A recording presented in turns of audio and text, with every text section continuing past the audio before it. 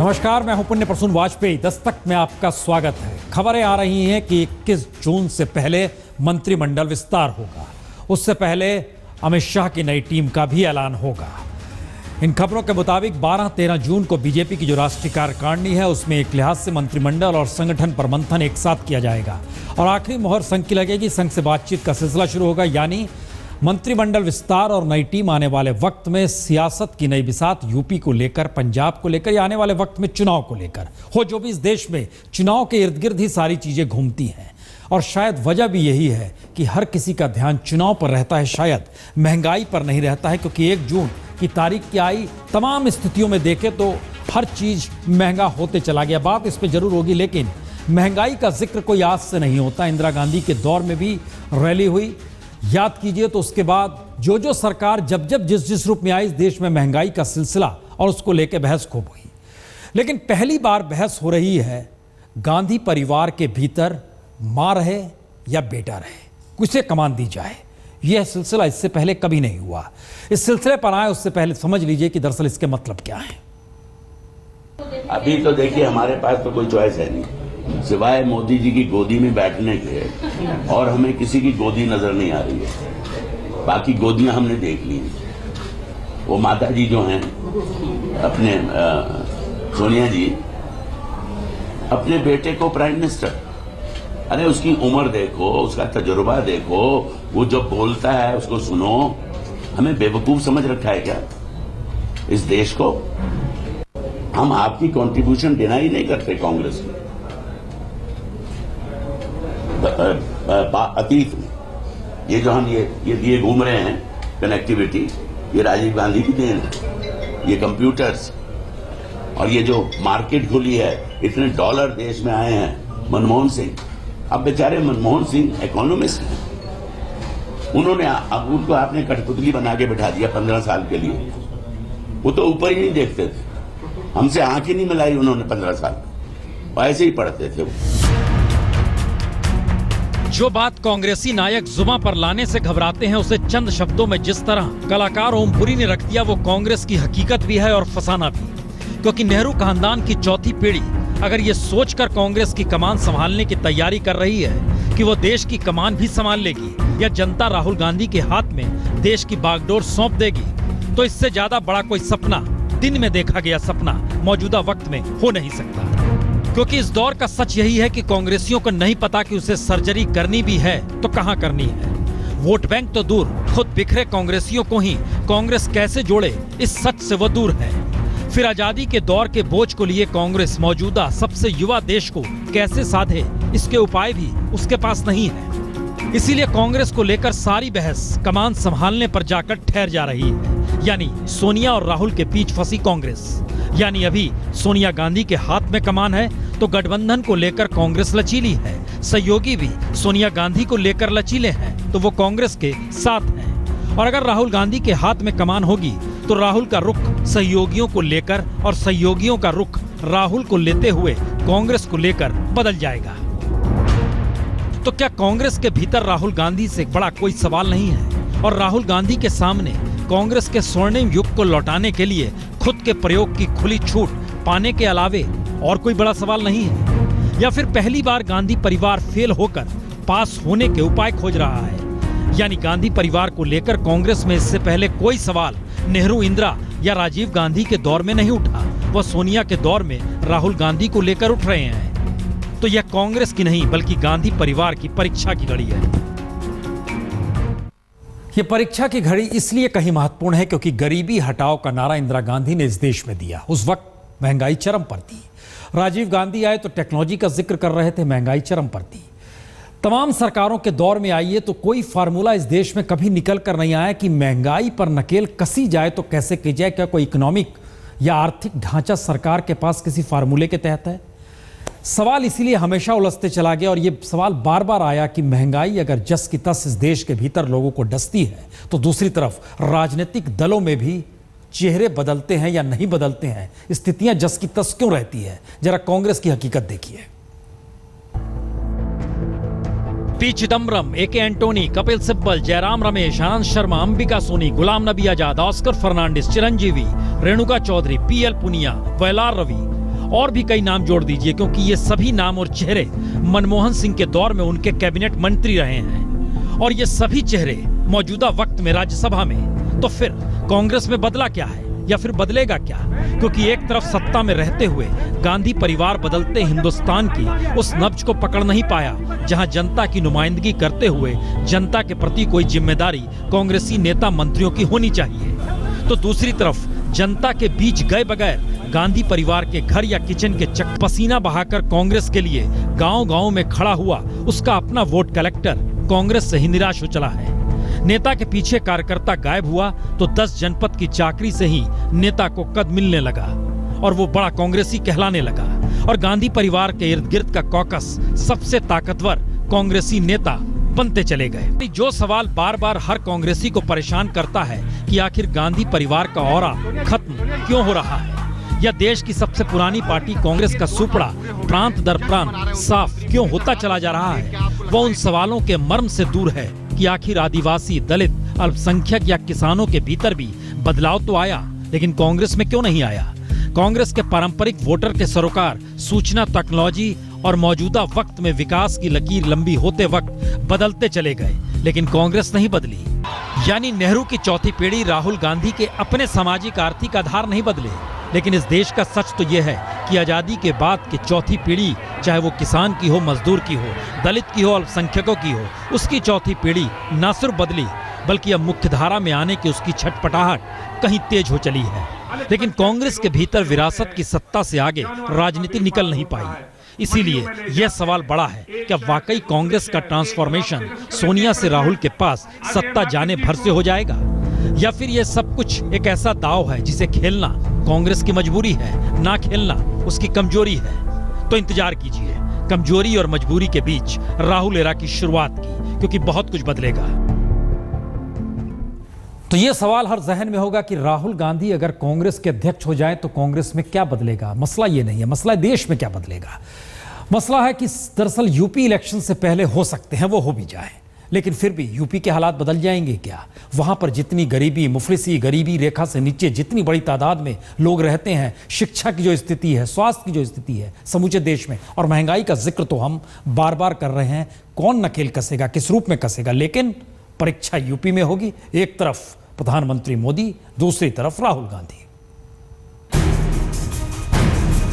तो माना तो यही जा रहा है कि यूपी चुनाव से पहले राहुल गांधी कांग्रेस के अध्यक्ष बन जाएंगे और यूपी की बिसात पर प्रधानमंत्री मोदी और राहुल के शहमात का खेल भी 2019 के चुनाव की लकीर तय कर देगा।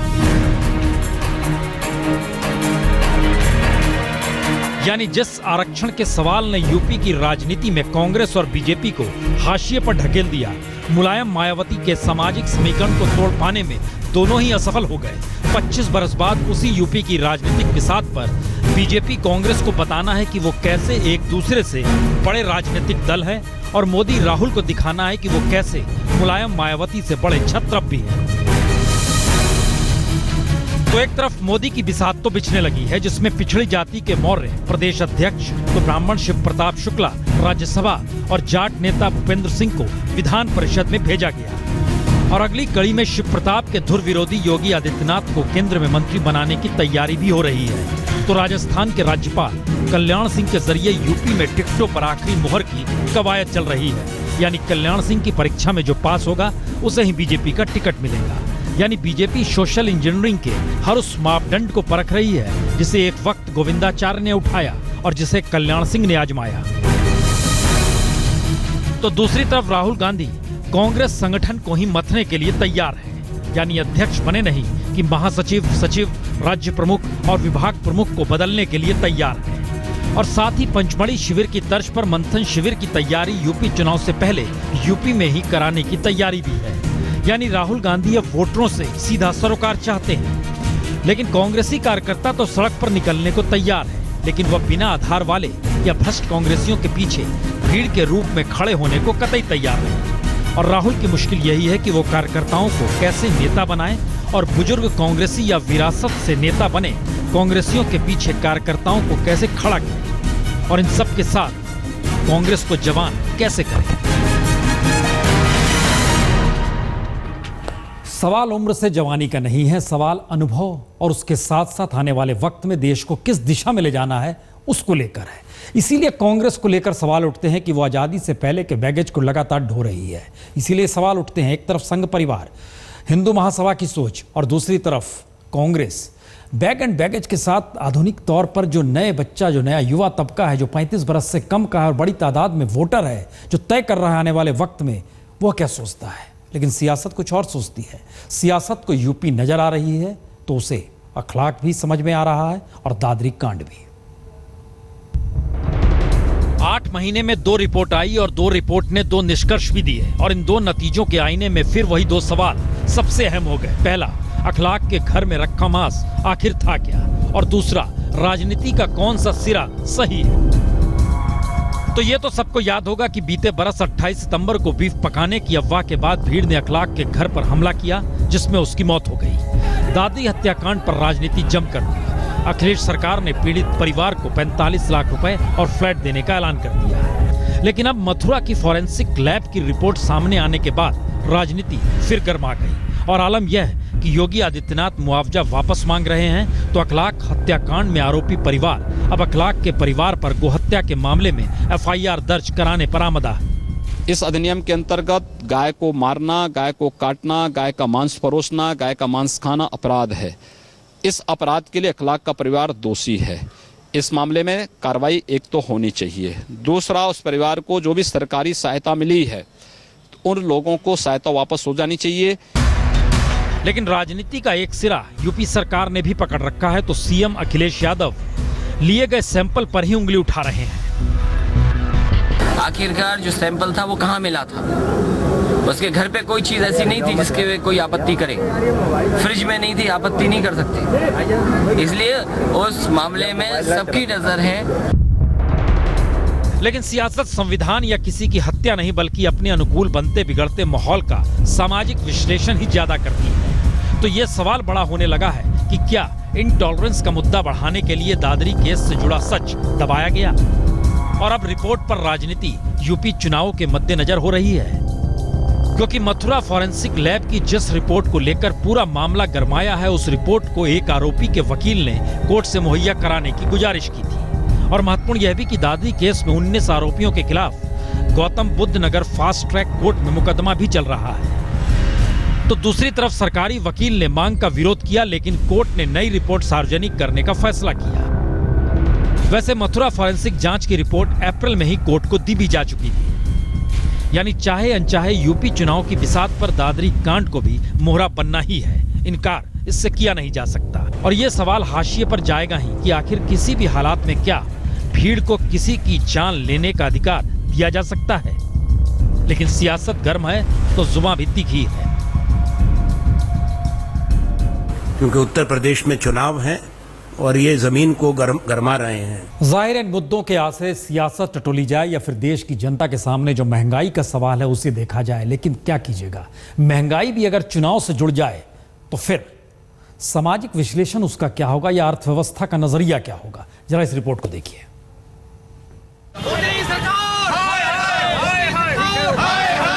पेट्रोल डीजल महंगा हुआ तो लोगों को गुस्सा आया, कांग्रेस भी सड़क पर उतर आई। लेकिन जरा कल्पना कीजिए कि चुनाव का वक्त हो और पेट्रोल डीजल के दाम कम हो जाएं, तो क्या यही विरोध वाहवाही में नहीं बदल जाएगा? जनता भी वोट सत्ता को नहीं देगी। आप कहेंगे नहीं ऐसा नहीं होता, लेकिन सत्ता सरकार तो ऐसा ही सोचती है, क्योंकि आने वाले वक्त में यूपी में चुनाव है और उसके बाद 2019 के लोकसभा चुनाव के वक्त तो महंगाई कम करने के लिए तेल की कीमत बहुत ज्यादा घटानी होगी, तो अभी बढ़ा दी जाए। दरअसल ये तर्क इसलिए गढ़े जा रहे हैं क्योंकि याद कीजिए इससे पहले चुनाव के वक्त किस तरीके से पेट्रोल डीजल की कीमतें कम हो जाती थी और जब चुनाव हो जाते थे तो उसके बाद कीमतें बढ़ जाती थी। ये सिलसिला लगातार चल रहा है। याद कीजिए बीते दिल्ली चुनाव के ऐन पहले पेट्रोल की कीमत ₹2.42 और डीजल की कीमत ₹2.25 घटा दी गई। अमूमन तेल कंपनियां हर महीने की 14 या 15 या फिर 30 या 31 तारीख को दाम घटाती बढ़ाती है, लेकिन दिल्ली चुनाव के वक्त यह नियम ताक पर रख दिया गया। फिर बिहार चुनाव के वक्त भी अंतर्राष्ट्रीय बाजार में कच्चे तेल की कीमत बढ़ी थी, लेकिन देश के भीतर पेट्रोल और डीजल की कीमतें नहीं बढ़ी और तेल कंपनियों ने नहीं बढ़ाया। लेकिन कथित तौर पर उस वक्त बढ़ोतरी टाल दी गई। तो ये सवाल भी उठा, क्या वाकई तेल की कीमतें जब ऊपर नीचे होती हैं तो वो तेल कंपनियों के इशारे पर होती हैं या फिर सरकार के इशारे पर? ये सारे संकेत चुनाव से ही जा जुड़े हैं। तो सवाल यही है कि मौजूदा वक्त में पेट्रोल डीजल की कीमत बढ़ाकर सरकार अपना खजाना तो भर रही है और इस बात का जिक्र भी कर रही है कि तेल कंपनियों का घाटा वो कम कर रही है, लेकिन जनता के लिए सारे लाभ चुनाव से ऐन पहले ही होते हैं। तो मनाइए, देश में हमेशा चुनाव होते रहे। चुनाव होते रहे, लेकिन चुनाव के बाद क्या हालात बेहतर हो जाते हैं? मसला कश्मीरी पंडितों का है। कुछ कश्मीरी पंडित घाटी में, कुछ कश्मीरी पंडित जम्मू में, दोनों को मिला के हमारे दोनों रिपोर्टरों ने रिपोर्ट भेजी, दोनों को हमने मिला दिया। अब जरा देखिए क्या स्थिति है। एक तरफ घाटी तो दूसरी तरफ जम्मू, और दोनों के बीच फंसे कश्मीरी पंडित। और कश्मीरी पंडित जो घाटी में लौट गए, उनकी सोच, और जो लौटना चाहते हैं उनकी सोच, दोनों में इतना अंतर, इतनी दूरी कि उसे पाटेगा कौन, शायद इसे कोई नहीं जानता। हमारे डिस्ट्रिक्ट में एक मकान भी नहीं है, तो जाएं कहाँ? जबकि बाकी जो लोग, ये वैली के मैं बात कर रहा हूँ, मुझे नहीं लगता है कि वहाँ पर अभी ऐसा माहौल है ताकि हम वहाँ पर जा सके। हाँ, भाईचारा भी बहुत अच्छा है। वो तो मुझे इस बात से पता लगा कि अभी 5-6 महीने पहले मेरे फादर इन लॉ की जब डेथ हुई तो यहाँ के लोगों ने बहुत कोऑपरेट किया हम लोगों को। कैसे? आप थोड़ा सा तो लोग हैं नहीं यहाँ पर। जब तक उन लोगों को पता लगा, हमने उनको कॉल्स वगैरह की, तो तब तक इन लोगों ने आके सब कुछ, हमारे घर का अंदर बाहर सब कुछ ठीक। तो पुलवामा के छोटे से गांव सिरनोव में रहते कश्मीरी पंडितों की तस्वीरें साफ कहती हैं कि हाल उतने खराब नहीं जितने कहे जाते हैं। लेकिन जम्मू में विस्थापित कॉलोनियों में रह रहे कश्मीरी पंडितों ने विस्थापन को ही जिंदगी का सच मान लिया है, क्योंकि एक तरफ सिरनोव के हिंदू कहते हैं कि जम्मू में रह रहे कश्मीरी पंडित वापस आ जाएं, और जम्मू में रह रहे कश्मीरी पंडित कह रहे हैं कि वो वहां जा नहीं सकते क्योंकि सरकार उनकी जान माल का भरोसा नहीं देती। हमें नहीं पता है, अगर गए भी होंगे, उनके कुछ रिश्तेदार पहले से वहाँ सेटल होंगे, उनके यहाँ भी राशन कार्ड होंगे, और वो गए होंगे अपनी पर्सनल इंटरेस्ट के लिए। उसका मतलब कि उस सारे 7 लाख कश्मीरी पंडितों पर उनका कोई प्रभाव नहीं है, ना उनकी बात को हमारे पास कोई मानता है। जैसे आप हमारे घर इस वक्त आए, आप हमारे आंगन में बैठे हैं, क्या आप किसी किस्म का ताला लगा? उनको ताला लगाना, फिर तो वो वैसा ही ठीक है। उनको यहाँ आना नहीं जरूरत।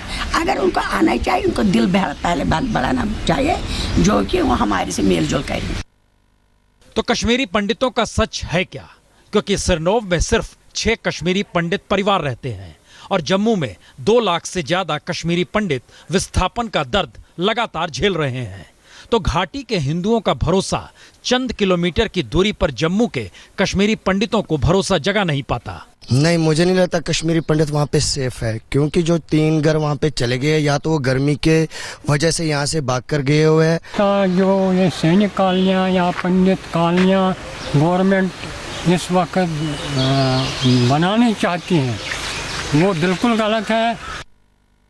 यूं कश्मीरी पंडितों का सच यह भी है कि 1990 के बाद से 6 लाख से ज्यादा कश्मीरी पंडितों का विस्थापन हुआ। फरवरी और मार्च 1990 के 2 महीनों में तकरीबन 1,60,000 कश्मीरी पंडितों को कश्मीर छोड़ना पड़ा था। अब जम्मू कश्मीर में बीजेपी पीडीपी सरकार है, तो घाटी में कश्मीरी पंडितों के लिए अलग कॉलोनी का मामला भी तूल पकड़ चुका है। सिरनोव के हिंदू परिवार इसे ठीक नहीं मानते, लेकिन सूबे के सीएम जिस अंदाज में कहती हैं कि ट्रांजिट कॉलोनी की बात नहीं होगी, तो फिर इससे जम्मू के लोग रूठ जाते हैं। कश्मीर घाटी में पीडीपी और जम्मू में बीजेपी ने मिलकर गठबंधन सरकार तो बना ली है, लेकिन कश्मीरी पंडितों की वापसी के बारे में दोनों पार्टियों का नजरिया अभी तक नहीं बदला। जगती कैंप में रह रहे कश्मीरी पंडितों का कहना है कि जब तक वहां के लोगों की तरफ से उनको वापसी की कॉल नहीं मिलती, तब तक वहां जाना मुश्किल होगा। कश्मीर से पलायन कर चुके कश्मीरी पंडितों की घर वापसी को लेकर पिछले 2 साल से देश और राज्य में बहस चल रही है।